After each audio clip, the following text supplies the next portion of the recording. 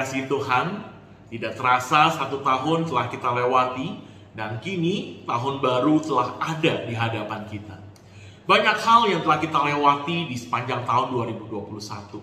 Ada hal-hal yang mendatangkan tawa dan sukacita, namun juga ada hal-hal yang membawa duka cita maupun tangis.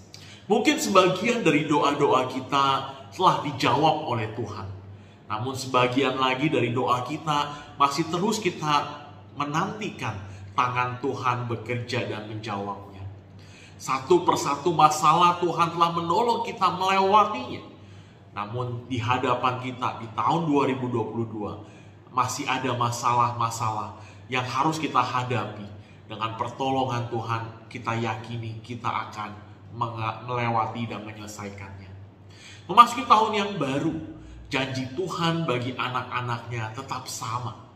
Yaitu bahwa Tuhan senantiasa memberikan rancangan-rancangan yang penuh damai sejahtera bagi setiap anak-anak Tuhan yang setia mengasihinya. Nah, ketika kita sungguh-sungguh berbalik dari jalan kita yang jahat, Tuhan memberikan kita hati yang baru dan roh yang baru di dalam hidup kita.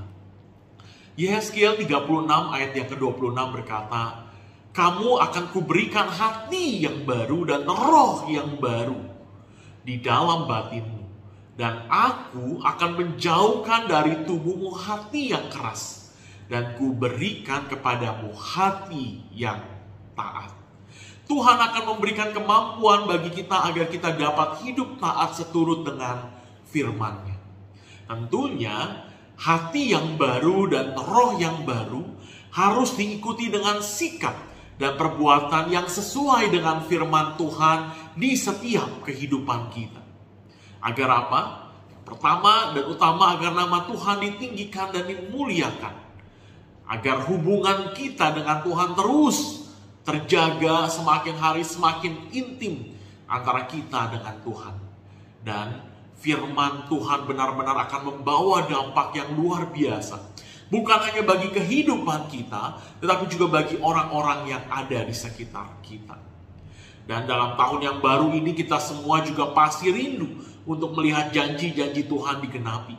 Jawaban-jawaban doa dipenuhi. Dan masalah-masalah dapat diselesaikan dengan pertolongan Tuhan. Oleh karena itu dengan hati yang baru, ada beberapa hal yang harus kita lakukan dalam menyambut tahun yang baru ini agar janji-janji Tuhan dapat digenapi di dalam hidup kita. Yang pertama, mari kita lakukan segala sesuatu di dalam nama Tuhan Yesus.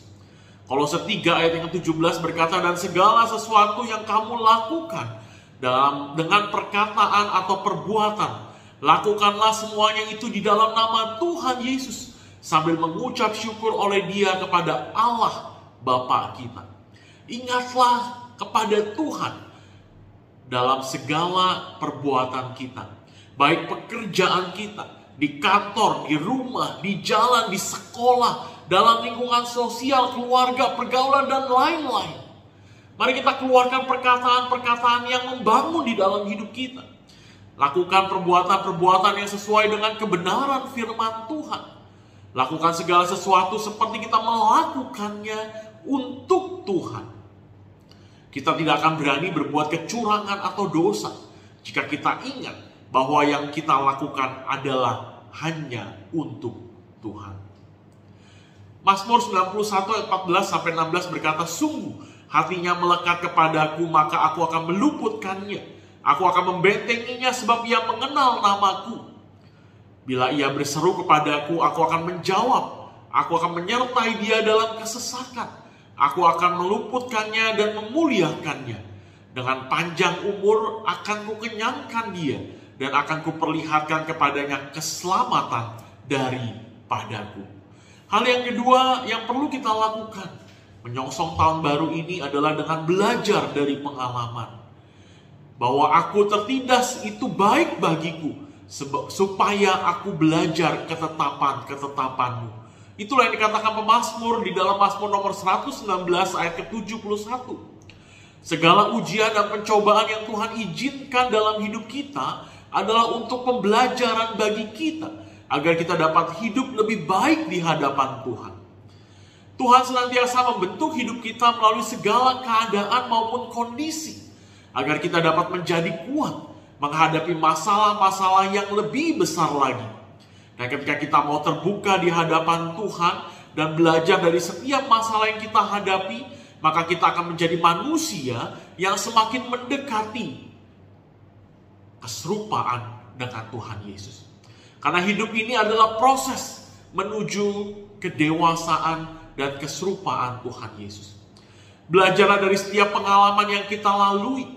Belajarlah dari tahun-tahun yang telah kita lalui dan evaluasi apa yang perlu kita perbaiki untuk menyongsong tahun yang baru. Kesalahan yang pernah kita lakukan tentu tidak perlu kita ulangi lagi. Dan kebaikan yang telah kita lakukan biarlah dapat lebih lagi dikerjakan di dalam tahun-tahun yang baru. Agar nama Tuhan ditinggikan, dipermuliakan, dan banyak orang kemudian mendapatkan berkat dan percaya kepada Tuhan.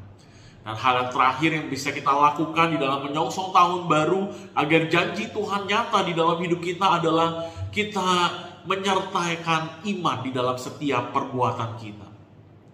Dalam Yakobus 2 ayat yang ke-17 dikatakan demikian juga halnya dengan iman. Jika iman itu tidak disertai dengan perbuatan, maka iman itu pada hakikatnya adalah mati. Keyakinan, iman, dan kehidupan doa harus selalu diimbangi dengan perbuatan. Karena iman tanpa perbuatan adalah iman yang mati. Sedangkan iman yang disertai dengan perbuatan akan menghasilkan mujizat, akan menghasilkan karya Tuhan yang indah di dalam kehidupan kita. Seringkali ketakutan senantiasa menghalangi kita untuk melangkah dengan iman. Pikiran dan logika selalu bertolak belakang dengan iman yang kita miliki.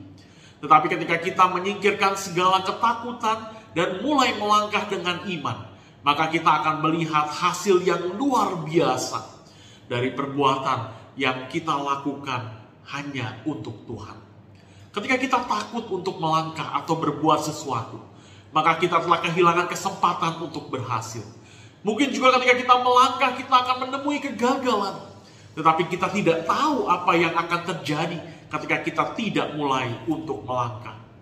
Keberanian berbuat sesuatu akan mendatangkan kemungkinan untuk berhasil dalam kehidupan kita. Dan sesuatu yang dilakukan berkali-kali dengan tekun akan membuat kita menjadi mahir. Sehingga persentase keberhasilan akan menjadi semakin besar. Ditambah lagi dengan iman yang kita pegang teguh, maka karya Tuhan akan menyertai setiap langkah hidup yang kita jalani. Pengkhotbah 11 ayat yang ke-6 berkata, taburkanlah benihmu pagi-pagi hari, dan janganlah memberi istirahat kepada tanganmu pada petang hari, karena engkau tidak mengetahui apakah ini atau itu yang akan berhasil, atau kedua-duanya sama baiknya. Jemaat yang dikasihi Tuhan, sambutlah tahun yang baru dengan penuh keyakinan. Karena Tuhan telah memberikan kepada kita hati yang baru.